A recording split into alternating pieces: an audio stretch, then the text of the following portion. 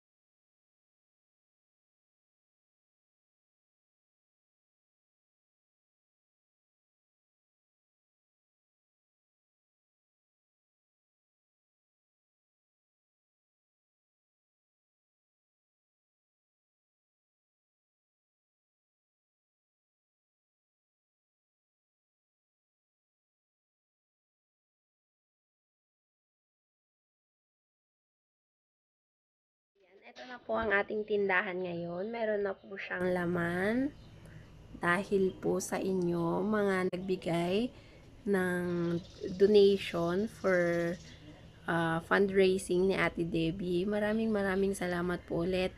Makakapag-start na po ako sa pag-business ulit. So, ayan.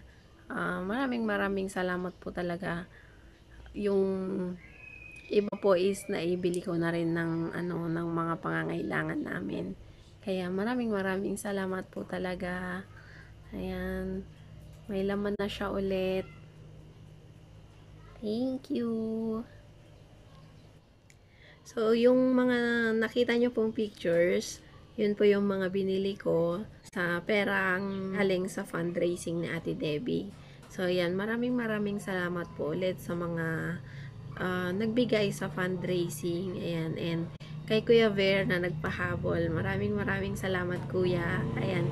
Nakabili na ako ng supply namin. Mga gatas. Saka mga pangunahing kailangan namin. So, ayan. Maraming salamat po.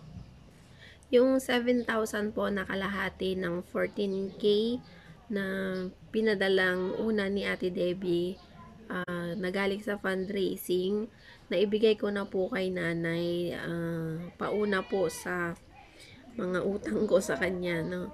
Kaya maraming salamat po ulit. Hindi ko lang siya nakunan kasi nagmamadali din ako nung time na yun. Hindi ko na-picturean, hindi ko nakunan ng video. So, yan. Pero, naibigay ko na po sa kanya and natutuwa po siya dahil sinabi ko na galing sa fundraising, na galing sa mga may mabubuting puso na tumulong sa akin. Kaya, nagpapasalamat din po siya. Yan. Thank you po ulit. Maraming salamat po ulit sa mga nag-donate sa fundraising ni Ate Debbie. Ayan. May babasa ko na lang po yung mga pangalan nila dahil marami po yun na. So, ayan. Maraming salamat po kay Sir Ederic Bustamante, na asawa po ni Ate Debbie.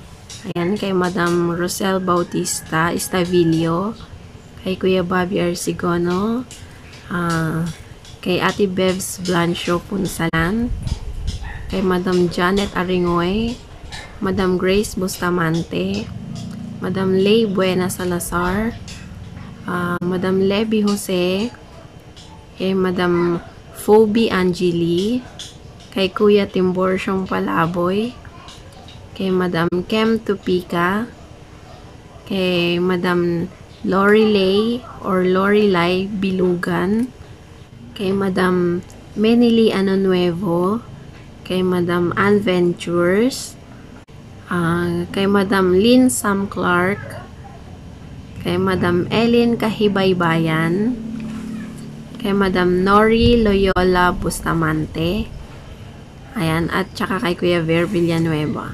Ayan, thank you po. And yung kay Mami Damads po, kasama po yung mga naunang binigay nila Ate Debbie at Kuya Tim na igastos po sa ospital yon. Ayan, naibili po ng mga gamot and iba pang pangangailangan doon sa ospital. Kaya maraming salamat po sa inyong mga tulong, sa inyong mga ibinigay. Thank you po